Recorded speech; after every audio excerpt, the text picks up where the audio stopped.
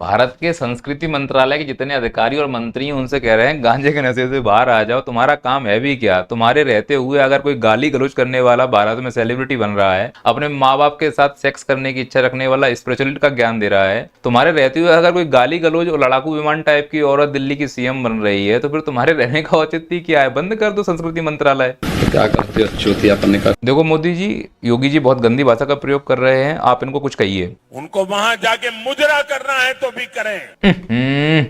स्मृति ईरानी जी, अब आप ही बताओ, आप तो बाल विकास मंत्री रह चुकी हैं, अब दुग्गल साहब का क्या करना है। पेलना है इसको। हे राम, अरे रवि किशन जी तुम ही इनका इलाज करो, क्या करना है बताओ। लहंगा उठा दे रिमोट से। शक्ति आ गई है बहुत तगड़ी।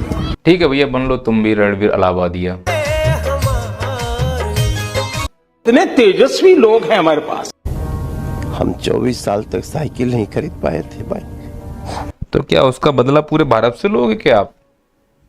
बगल वाली आंख मारे ले। खैर, जब हमारे पीएम सीएम सभी लोग अभद्र भाषा का प्रयोग कर रहे हैं तो संस्कृति मंत्रालय क्या कर लेगा। दिल्ली वालों की तो किस्मत ही खराब है। पहले एक ऐसा सीएम मिला जो हमेशा धरने पर बैठा रहता था, अब एक ऐसा सीएम मिला जो शांत नहीं बैठने वाला है, लड़ाकू विमान टाइप का। पता है इन दोनों से हमें क्या सीख मिलती है। ये सीख मिलती है कि समय की कभी भी लंका लग सकती है और किस्मत की रेखा कभी भी बड़ी हो सकती है। दोनों में समानता पता क्या है, ये बेचारा केवल गाली देता है, ये गाली के साथ साथ लड़ाकू विमान का काम भी करती है। और अंतर क्या पता है, इसने गाली गलौज की, अश्लील भाषा का प्रयोग किया, इसके ऊपर कानूनी कार्रवाई हो रही है। मैडम भी वही काम करती हैं, पर इनको दिल्ली का सीएम बना दिया गया। यहाँ पर एक बात ध्यान रखना, भारत में कानून का दुरुपयोग बहुत बुरी तरह से हो रहा है। माना इन लोगों ने गाली गलौज की, ये छपरी तो है ही, पर इसके ऊपर कोई कानूनी क्रिया होनी चाहिए थी, ये बात समझ से परे है। और इन छपरियों को जान से मारने की धमकी इस तथाकथित पहलवान ने दी थी। कहीं भी मुंबई में अगर मेरी मुलाकात इस व्यक्ति से सीधा हो गई ना, तो इसको ना तो इसकी सिक्योरिटी बचा पाएगी और ना कोई दुनिया की ताकत।